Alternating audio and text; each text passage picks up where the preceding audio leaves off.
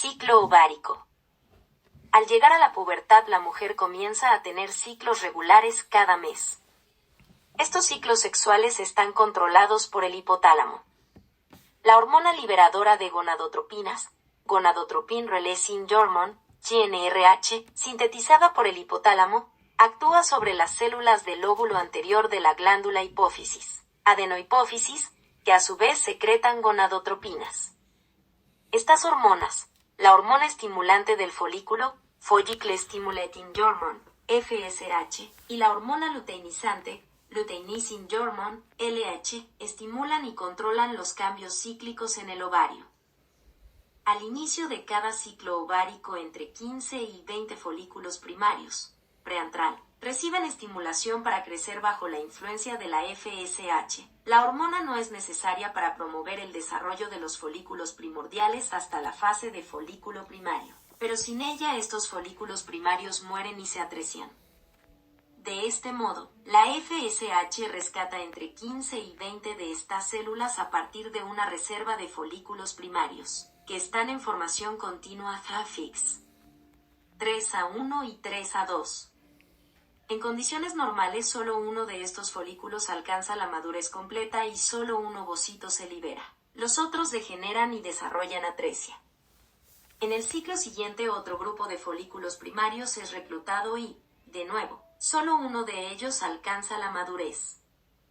En consecuencia, la mayor parte de los folículos degenera sin alcanzar nunca la madurez completa.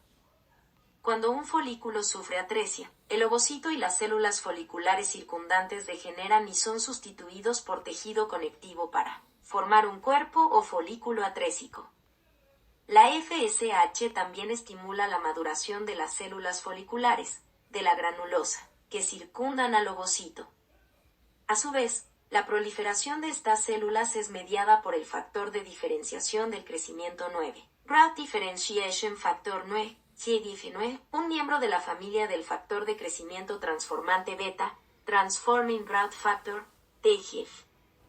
En cooperación, las células de la teca interna y la granulosa producen estrógenos. Las células de la teca interna sintetizan androstenediona y testosterona, y las células de la granulosa convierten a estas hormonas en estrona y 17-estradiol.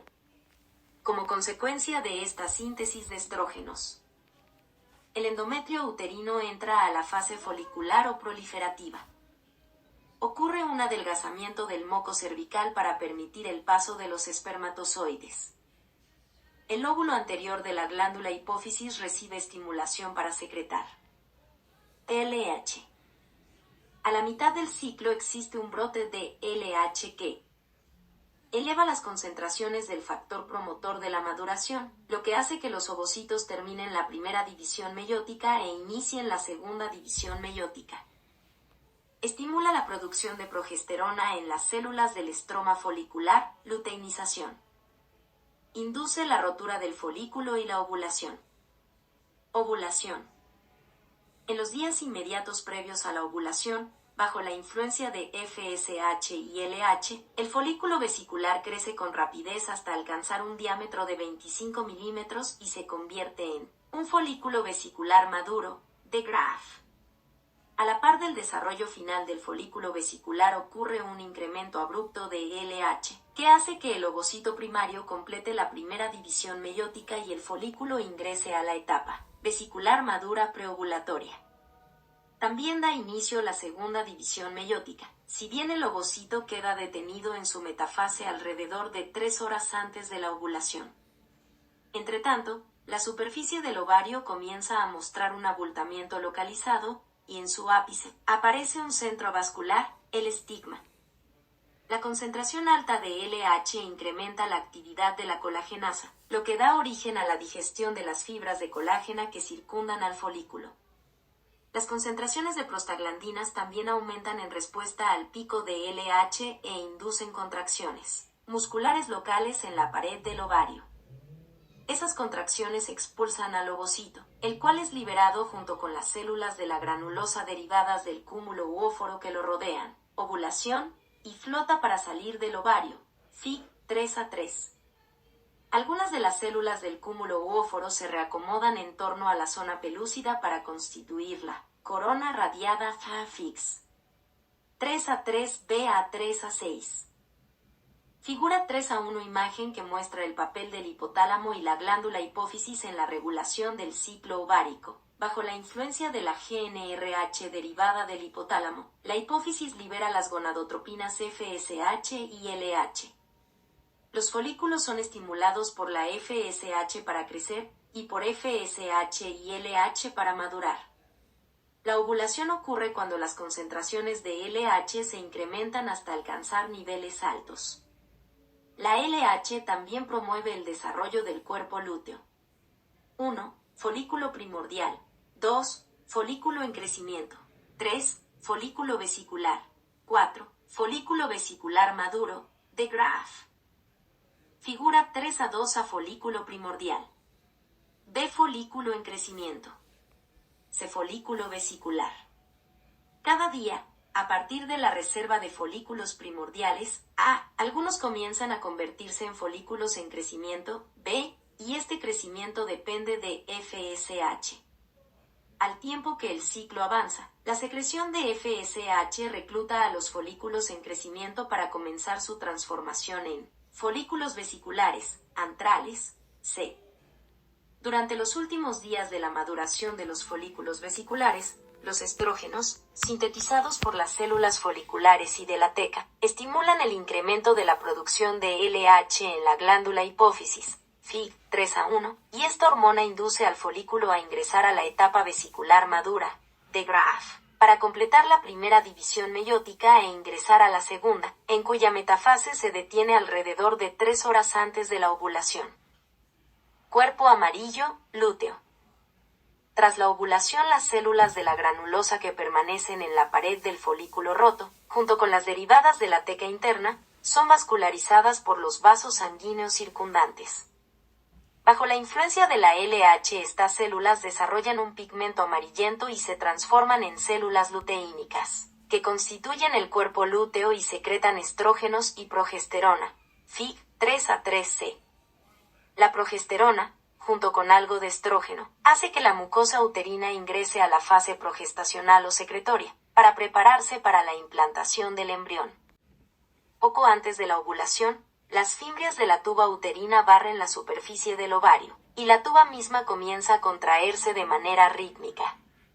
Se piensa que el ovocito, circundado por algunas células de la granulosa, Fix 3A3B y 34, es llevado hacia el interior de la tuba por estos movimientos de barrido de las fimbrias, así como por los de los cilios del recubrimiento epitelial. Una vez dentro de la tuba, las células del cúmulo retraen sus procesos citoplásmicos de la zona pelúcida y pierden el contacto con el ovocito.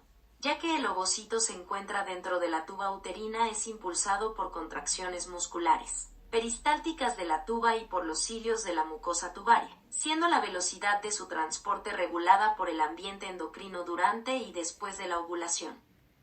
En el humano, el ovocito fecundado llega a la cavidad uterina en aproximadamente 3 a 4 días. Cuerpo blanco, albicans. Si la fecundación no ocurre, el cuerpo lúteo alcanza su desarrollo máximo alrededor de 9 días después de la ovulación. Puede reconocerse con facilidad como una proyección amarillenta en la superficie del ovario. Posteriormente, el cuerpo lúteo se contrae por la degeneración de las células luteínicas, luteólisis, y constituye una masa de tejido cicatrizal fibrótico, el cuerpo blanco, corpus albicans. De manera simultánea, la síntesis de progesterona disminuye, lo que precipita la hemorragia menstrual. Si el ovocito es fecundado, la gonadotropina coriónica humana evita la degeneración del cuerpo lúteo, una hormona que secreta el sincitiotrofoblasto del embrión en desarrollo. El cuerpo lúteo sigue creciendo y forma el cuerpo lúteo del embarazo, corpus luteum graviditatis. Al final del tercer mes, esta estructura puede corresponder a entre 1/3 y la mitad del tamaño total del ovario. Las células lúteas de tonalidad amarilla siguen secretando progesterona hasta el final del cuarto mes. A partir de entonces involucionan con lentitud al tiempo que la secreción de progesterona del componente trofoblástico de la placenta se vuelve suficiente para mantener el embarazo. La extirpación del cuerpo lúteo del embarazo antes del cuarto mes suele desencadenar un aborto. Figura 3A folículo vesicular maduro que genera un abultamiento en la superficie ovárica. B. Ovulación. El ovocito, en la metafase de segunda división meiótica, es expulsado del ovario junto con un gran número de células del cúmulo u óforo. Las células foliculares que permanecen dentro del folículo colapsado se diferencian en células luteínicas. C. Cuerpo lúteo.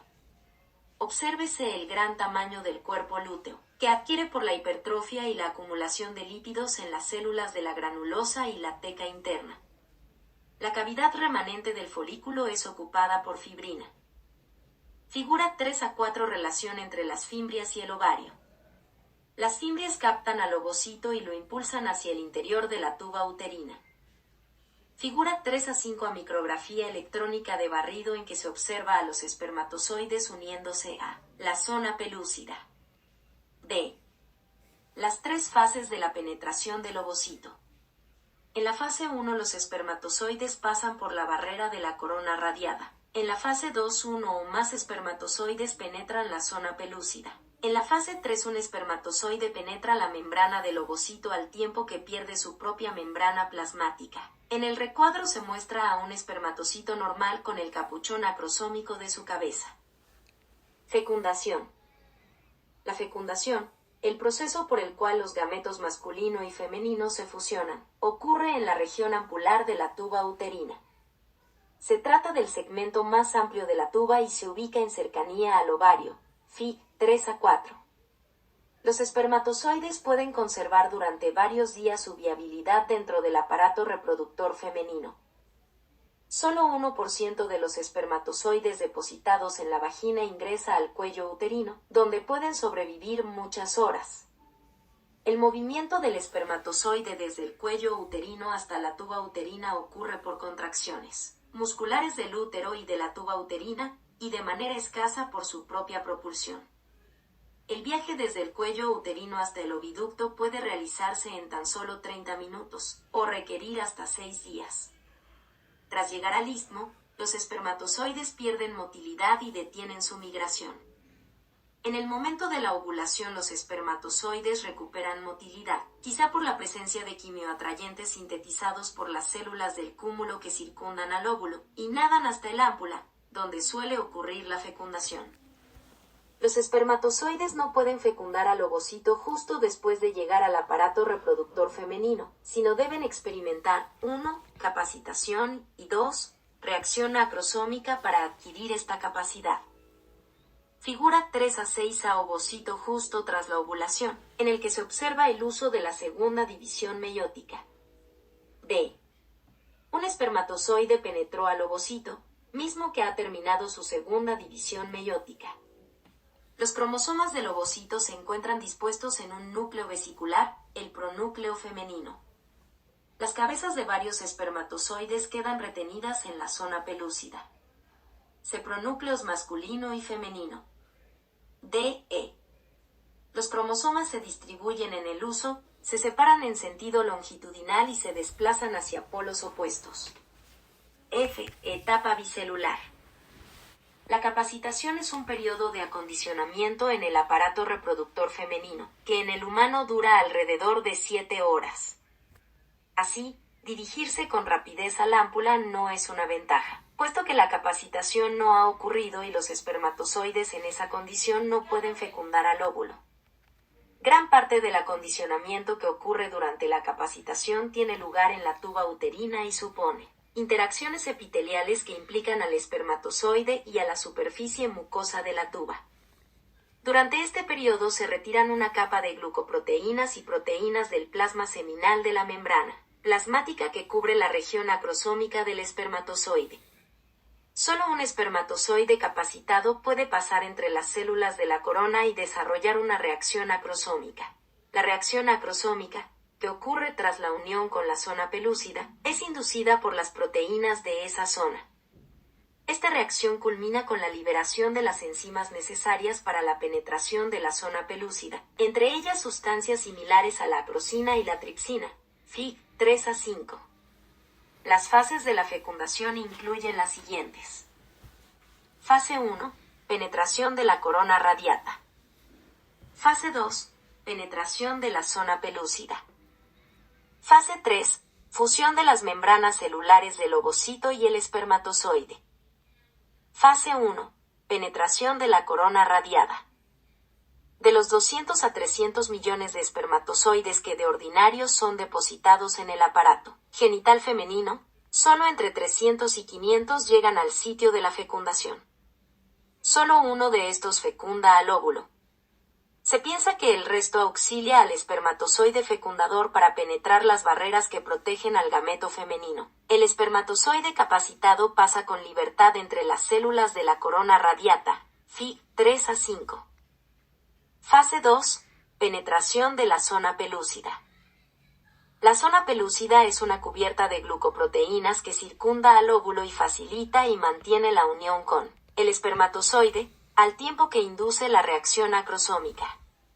Tanto la unión como la reacción acrosómica son mediadas por el ligando ZP3, una proteína de la zona. La liberación de enzimas acrosómicas, acrosina, permite a los espermatozoides penetrar la zona pelúcida, con lo que entran en contacto con la membrana plasmática del ovocito, Fig. 35. La permeabilidad de la zona pelúcida se modifica cuando la cabeza del espermatozoide entra en contacto con la superficie del ovocito. Este contacto da origen a la liberación de enzimas lisosómicas a partir de gránulos corticales que cubren la membrana plasmática del ovocito.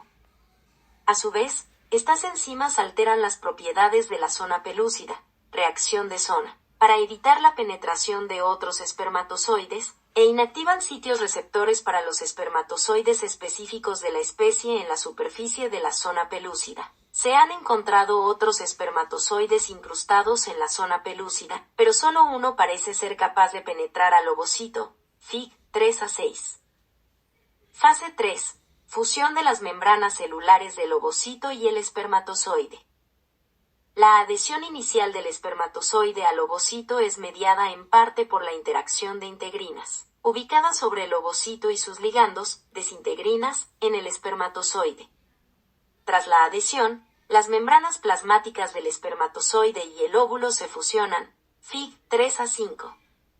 Puesto que la membrana plasmática que cubre el capuchón acrosómico de la cabeza desaparece durante la reacción acrosómica, la fusión real ocurre entre la membrana del ovocito y aquella que cubre la región posterior de la cabeza del espermatozoide, Fig. 3 a 5. En el humano, tanto la cabeza como la cola del espermatozoide ingresan al citoplasma del ovocito, pero la membrana plasmática queda atrás, sobre la superficie del ovocito. Tan pronto como el espermatozoide entra al ovocito, el óvulo responde de tres formas. Reacciones cortical y de zona.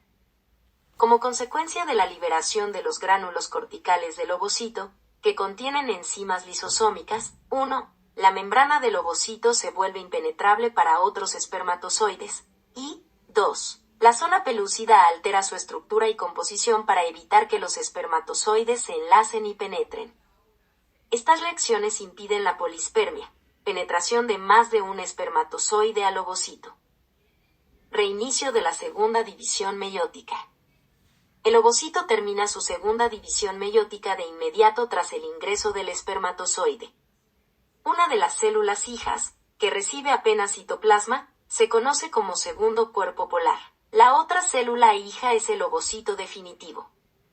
Sus cromosomas, 22 autosomas y cromosoma X, se disponen en un núcleo vesicular conocido como pronúcleo femenino Fig. 3 a 6 y 3 a 7.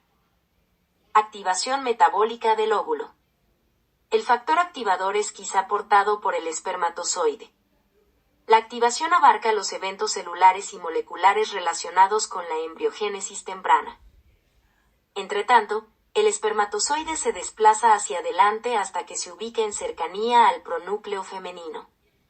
Su núcleo se dilata y se forma el pronúcleo masculino, Fig. 3 a 6, la cola se desprende y degenera. Desde la perspectiva morfológica, los pronúcleos masculino y femenino son indistinguibles, de manera eventual, entran en contacto estrecho y pierden sus cubiertas nucleares, Fig 3 a 7a. Durante el crecimiento de los pronúcleos masculino y femenino, ambos haploides, cada uno debe duplicar su ADN. Si no lo hace, cada célula del cigoto unicelular contaría tan solo con la mitad de la cantidad normal de ADN. De inmediato tras la síntesis del ADN, los cromosomas se organizan en el uso mitótico para prepararse para una división mitótica normal. Los 23 cromosomas maternos y los 23 paternos, dobles, se separan longitudinalmente a la altura del centrómero, y las cromátidas hermanas se desplazan hacia polos opuestos, lo que aporta a cada célula del cigoto un número diploide normal de cromosomas y ADN, Fig 3 a 6d. Al tiempo que las cromátidas hermanas se desplazan hacia los polos opuestos, aparece un surco profundo sobre la superficie de la célula, que de manera gradual divide al citoplasma en dos partes, Fig 3 a 6f y 3 a 7b. Figura 3 a 7 a micrografía de contraste de fases de la etapa pronuclear de un ovocito humano fecundado, con los pronúcleos masculino y femenino. B. Etapa bicelular del cigoto humano. Los resultados principales de la fecundación son los siguientes. Recuperación del número diploide de cromosomas, la mitad del padre y la mitad de la madre. De este modo el cigoto contiene una combinación nueva de cromosomas, que difiere de la de ambos progenitores. Determinación del sexo del nuevo individuo. Un espermatozoide que porta un cromosoma X da origen a un embrión femenino, 20, en tanto el que porta un cromosoma y genera un embrión masculino, XY. Así, el sexo cromosómico del embrión se determina en el momento de la fecundación. Inicio de la segmentación. Sin la fecundación el ovocito suele degenerar 24 horas después de la ovulación. Segmentación. Una vez que el cigoto alcanza la etapa bicelular sufre una serie de divisiones mitóticas que incrementa su número de células. Estas células, que se hacen más pequeñas con cada división de segmentación, se conocen como blastómeras, Fig 3 a 8. Hasta la etapa de 8 células conforman un cúmulo con disposición laxa, Fig 3 a 9a. Después de la tercera segmentación, sin embargo, las blastómeras alcanzan el máximo contacto entre sí y forman una esfera celular compacta que se mantiene unida por medio de uniones estrechas, Fig 3 a 9b.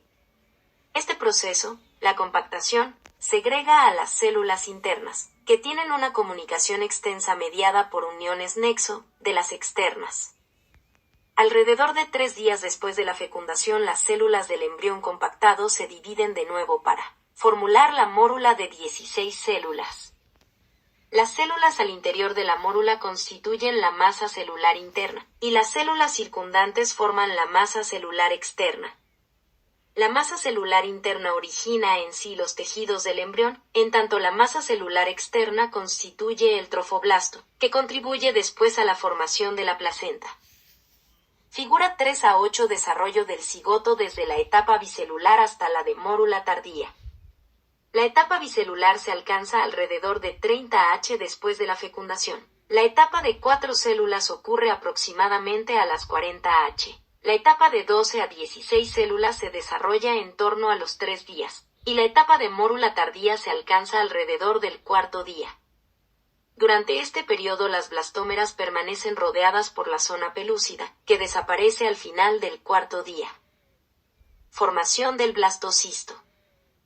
Más o menos al tiempo que la mórula ingresa a la cavidad uterina, a través de la zona pelúcida comienza a penetrar líquido hacia los espacios intercelulares de la masa celular interna. De manera gradual, estos espacios confluyen y por último forman una sola cavidad, el blastocele, Fig 3 a 10a, b.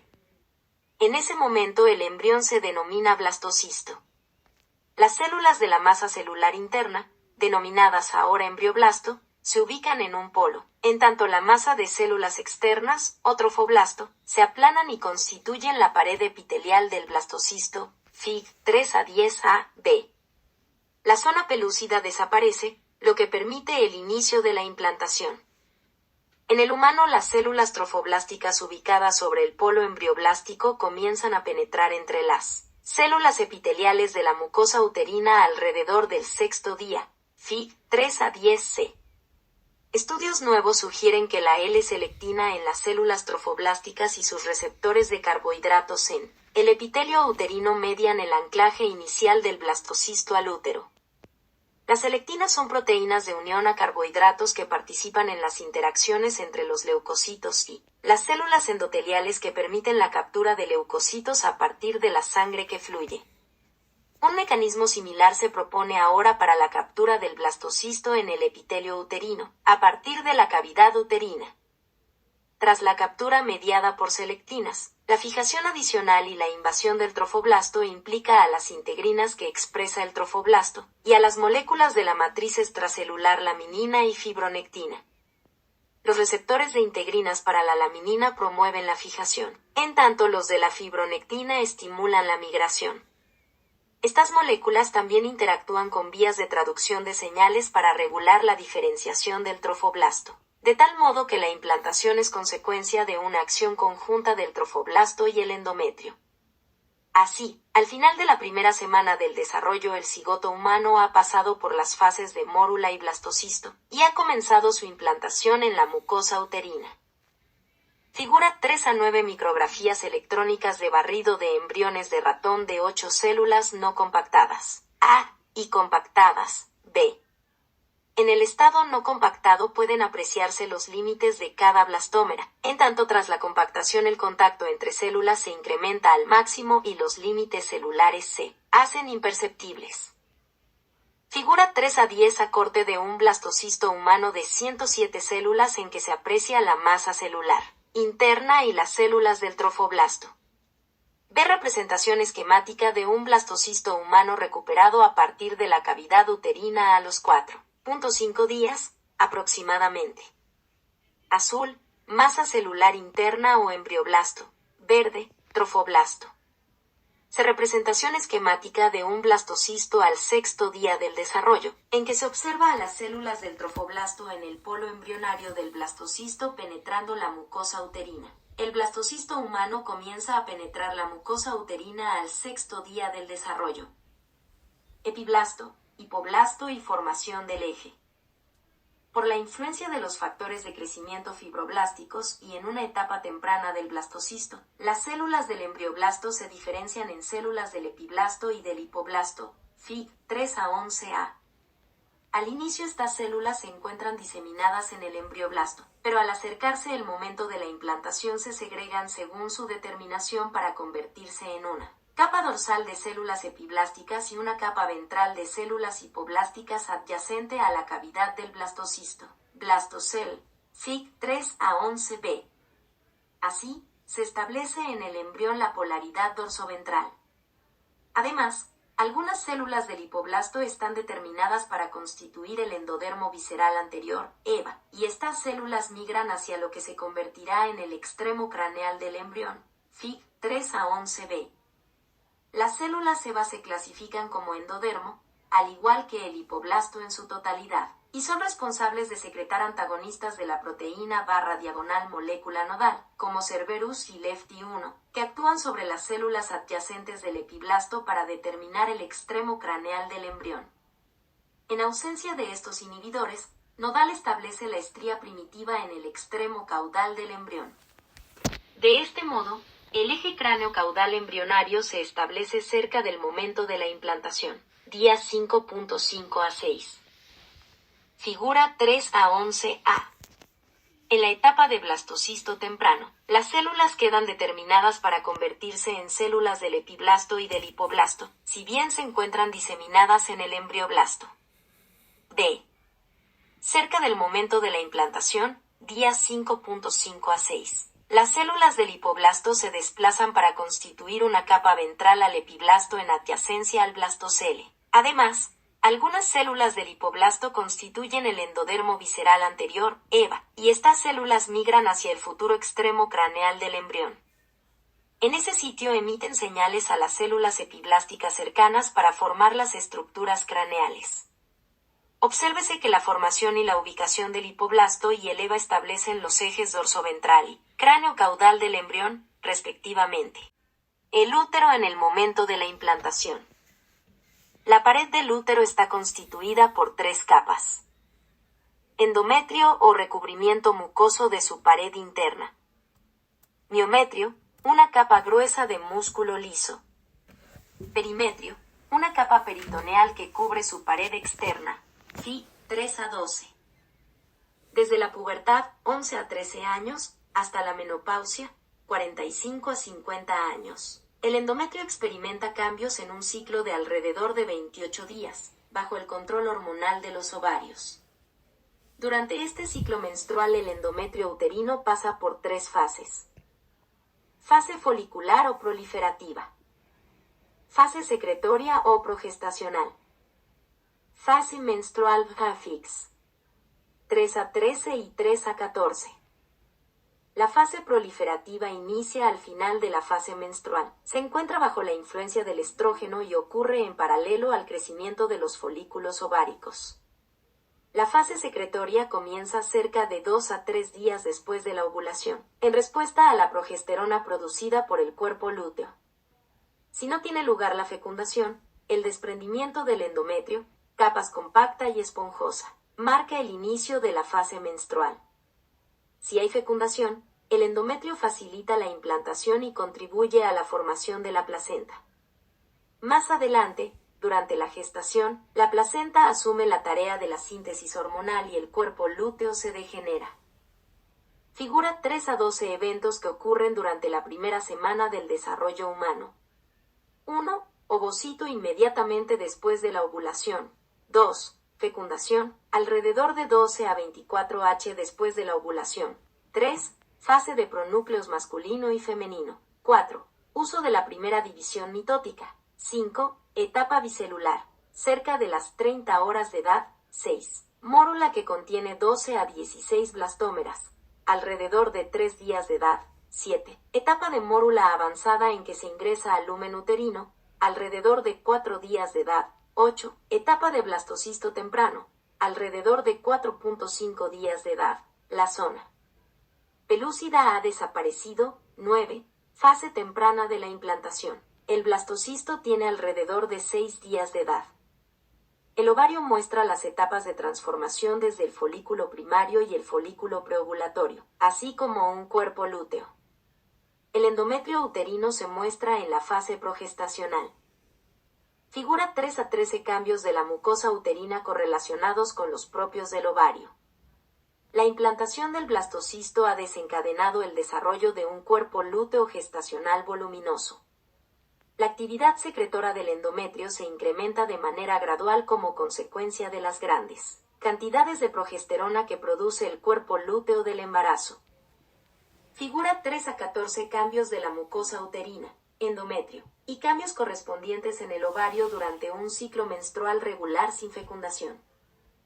En el momento de la implantación la mucosa del útero se encuentra en la fase secretora, Fi 3 a 13, durante la cual las glándulas y las arterias uterinas se vuelven tortuosas y el tejido se ingurgita.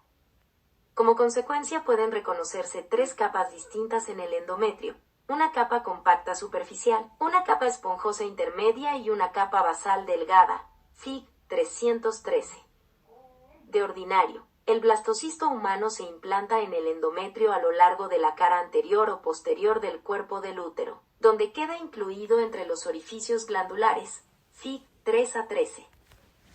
Si el ovocito no es fecundado, las vénulas y los espacios sinusoidales se saturan de manera gradual de células hemáticas y se aprecia una diapédesis intensa de estos elementos hacia el tejido. Cuando inicia la fase menstrual, la sangre escapa de las arterias superficiales y trozos pequeños de estroma y glándulas se desprenden. Durante los siguientes 3 o 4 días las capas compacta y esponjosa son expulsadas del útero y la capa basal es la única parte del endometrio que se retiene, Fi 3 a 14.